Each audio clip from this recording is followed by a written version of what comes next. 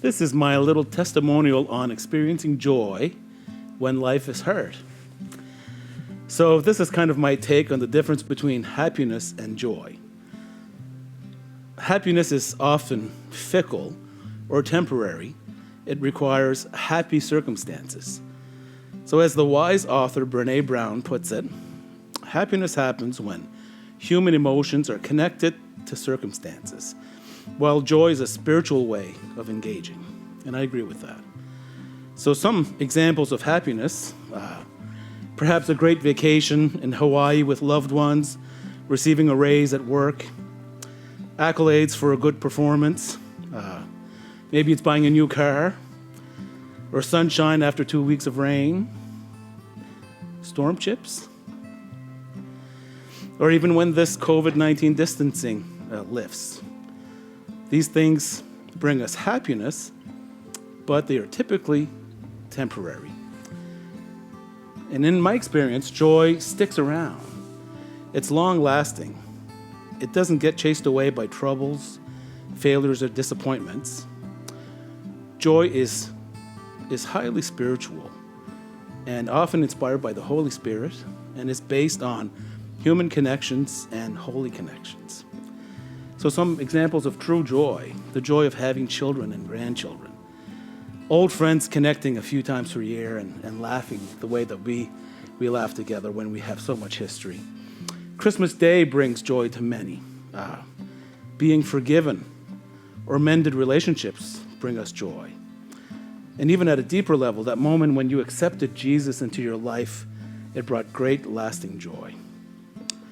So in Psalm chapter 16, verse 11, we see a wonderful psalm relating how David found the secret of joy, contentment, and great gladness, even in hard, pressing times. And it also speaks powerfully of Jesus and his work for us, and I can really relate to this. You make known to me the path of life, Jesus. In your presence there is fullness of joy. At your right hand are pleasures forevermore.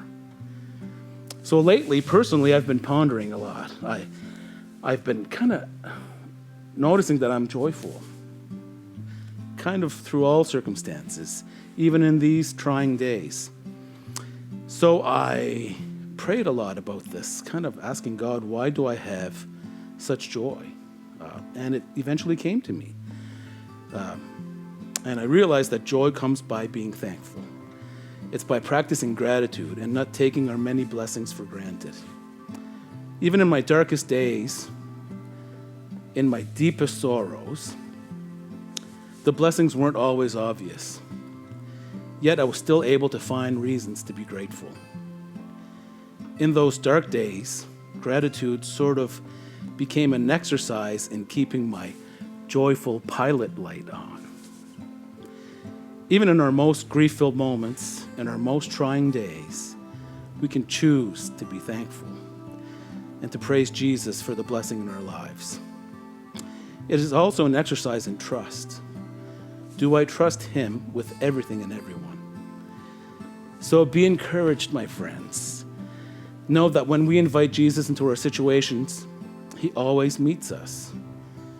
Things may not turn out the way that we think they should. I know that firsthand.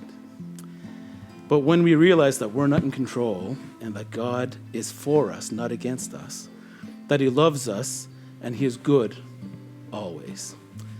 And believe it or not, you and I, we bring him great joy.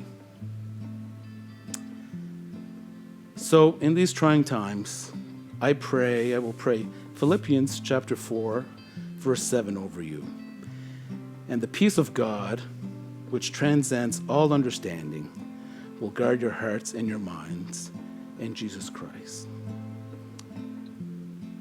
When we surrender our situation, be it grief, anxiety, or loneliness, or disappointment, or you can insert your situation here.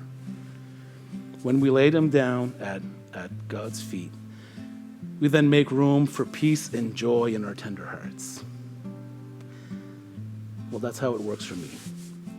When this happens, gratitude will inevitably spill out of us, and then we will experience true joy, that joy that surpasses all understanding. So be blessed.